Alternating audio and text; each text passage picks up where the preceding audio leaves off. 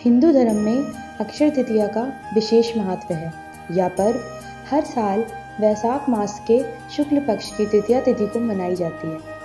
शास्त्रों में अक्षय तृतीया को स्वयं सिद्धि मुहूर्त माना गया है। मान्यता है कि अक्षय तृतीया के दिन कोई भी शुभ कार्य करने से पहले ना ही पंचांग देखने की आवश्यकता होती है और ना ही किसी पंडित से सलाह लेने की जरूरत होती है।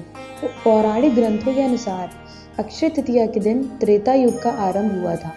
भगवान विष्णु के 24 अवतार में से 2 अवतार नर व नारायण का भी अवतरण भी इसी दिन हुआ था।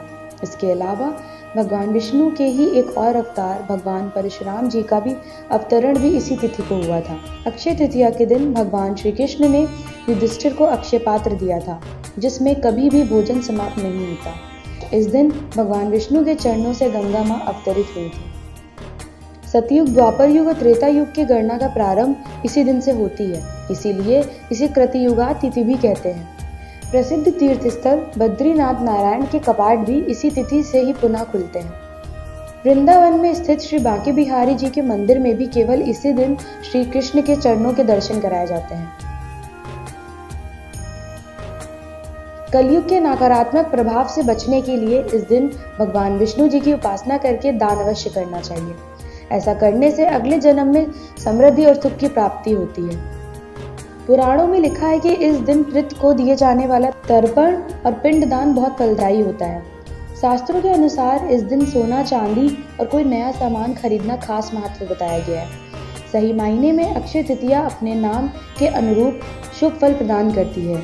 इस साल यह पर्व 10 मई शुक्रवार के दिन मनाया जाएगा। अक्षय तृतीया पर सूर्य और चंद्रमा अपनी उच्च राशि में रहते हैं। इस दिन सूर्य और चंद्रमा दोनों ही सम्मिलित कृपा का फल अक्षय हो जाता है। अक्षय तृतीया का शुभ मुहूर्त 10 मई को सुबह 5:48 से शुरू होगा, जो दोपहर 12:22 तक रहेगा। मान्यता है कि इस दिन जो भी काम किया जाता है उसमें लाभ होता है, यानी जो भी इस दिन अच्छा काम करेंगे उसका फल कभी समाप्त नहीं होगा, और यदि कोई बुरा काम करेंगे तो उसका परिणाम कई जन्मों तक पीछा नहीं छोड़ेगा। तो आनंद लीजिए भक्ति की समृद्ध धारा का और जुड़िए दिव्य सुधा के साथ, और हमारे चैनल को सब्सक्राइब करना ना भूलें।